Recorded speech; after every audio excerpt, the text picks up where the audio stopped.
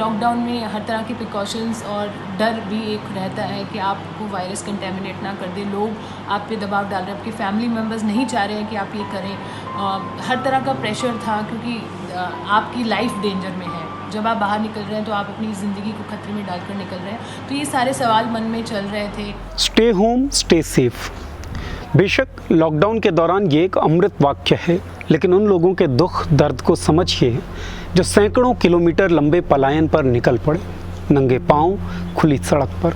इन हालात में कुछ लोग थे जिन्होंने स्टे होम स्टे सेफ से ज़्यादा बड़ी जिम्मेदारी समझा उन लोगों की मदद करना। तमाम एनजीओज और तमाम सोशल एक्टिविस्ट के बीच योगिता बयाना एक ऐसा ही नाम है, जिन्होंने दिल्ली में रह रहे प्रवासी मजदूरों को उनके गंतव्य स्थानों तक पहुंचाने का काम किया। साथ ही राशन किट भी उन्होंने बंटवाए। उन्होंने ये काम क्यों किया वो खुद हमें बताती हैं, सुनिए। किसी के घर में कुछ परेशानी थी या पेशेंट्स थे, तो मुझे लगा कि ये बहुत ऐसा एरिया जिसमें बहुत कम लोग मदद कर रहे हैं और उसमें उनको बहुत मदद की ज़रूरत है, स्पेशली प्रशासन से उनको कनेक्ट करने के लिए।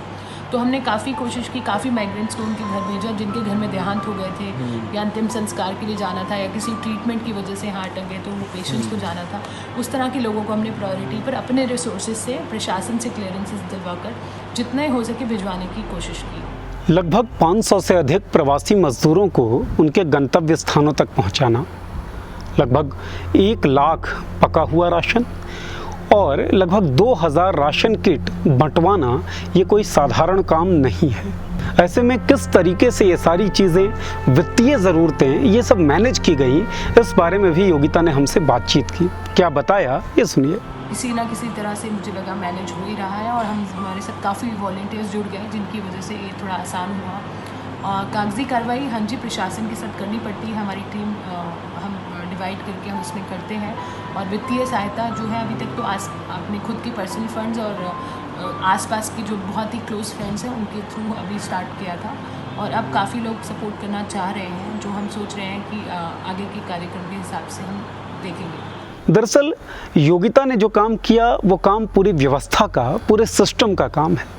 ऐसे में महामारी के इस दौर में एनजीओज को और सोशल एक्टिविस्ट को आगे क्यों आना पड़ा और इन कामों में क्यों कूदना पड़ा, इस बारे में भी हमने योगिता से बातचीत की। और सरकारों के लिए भी थी ऐसी नई चुनौती, तो मैं ये बोलूँगी कि डेफिनेटली उन्होंने काम किया है, मैं ये नहीं बोलूँगी कि नहीं किया, बट हमें और भी उम्मीद थी। हमें और जो नुमाइंदे हैं सरकार के वो सड़क पे दिखे नहीं, आज तक नहीं दिखे, तो वो मेरा एक उनसे मलाल है। बाकी कोशिश उन्होंने भी कर रहे हैं और करी भी है, पर उस लेवल पर नहीं जितने लेवल पर करनी चाहिए थी। ये दौर एक अभूतपूर्व दौर है। ज़मीन पर काम कर रहे लोगों को इस दौर ने नए अनुभव दिए होंगे और जो लोग भी ज़मीन पर काम कर रहे हैं उन कामों में प्रशासन और सरकार की भूमिका अहम है। ऐसे में योगिता का कोऑर्डिनेशन सरकारों के साथ किस तरीके का रहा, किस तरीके से सरकार और प्रशासन के साथ योगिता ने कॉम्प्लीमेंट किया या फिर कम्पीट किया, इस बारे में भी हमने उनसे बातचीत की।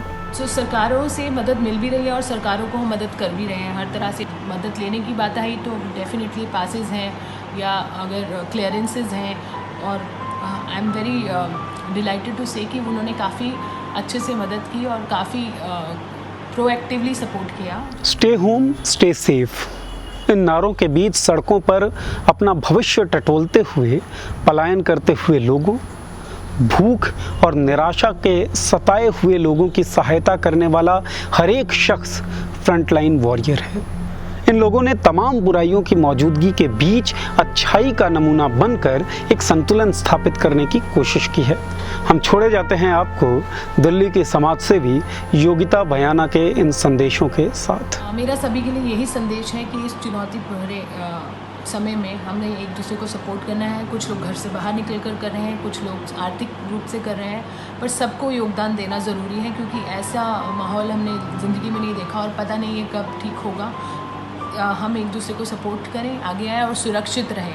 सारी जो फॉर्मेलिटीज़ हैं जो कि सोशल डिस्टेंसिंग की, उनका पालन करते हुए एक दूसरे की मदद करें, चाहे वो फिज़िकल हो या नॉन फिज़िकल हो। हमें एक दूसरे के लिए खड़े रहना पड़ेगा। जय हिंद। आपका मुद्दा बनेगा देश का मुद्दा। वॉल्टिक्स ऐप पर शेयर करिए अपनी बात हमारे साथ, हम उठाएंगे आपकी आवाज़।